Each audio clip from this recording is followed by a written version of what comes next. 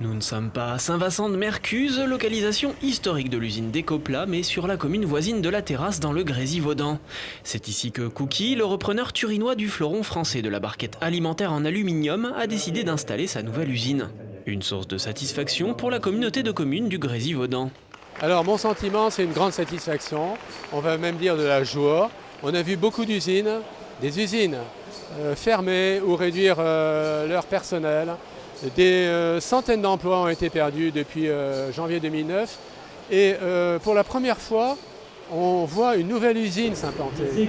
4 mois après l'installation sur ce nouveau site, 11 presses sur les 27 d'Ecopla sont en place et l'activité reprend doucement. Le résultat de négociations menées au plus haut niveau de l'État pour convaincre le PDG de Cookie de rester sur le territoire.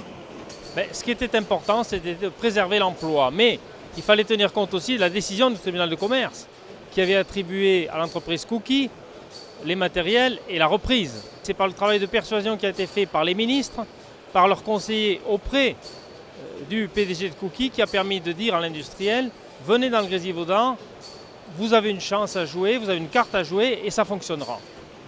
Des 77 salariés de l'entreprise française, il n'en reste que 6 et les locaux semblent bien déserts. Mais le repreneur s'est engagé à monter la masse salariale à 10 personnes d'ici fin décembre et encore plus dans les 3 ans.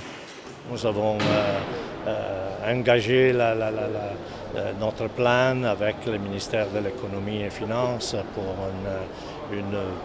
un nombre d'employés autour de 50 entre 3 années. Moi, j'espère que si le succès de marché nous accompagnera de réaliser cet objectif plus tôt. Cookie réalise actuellement 10 millions d'euros de chiffre d'affaires en France et prévoit de produire 150 millions de barquettes par an dans sa nouvelle usine.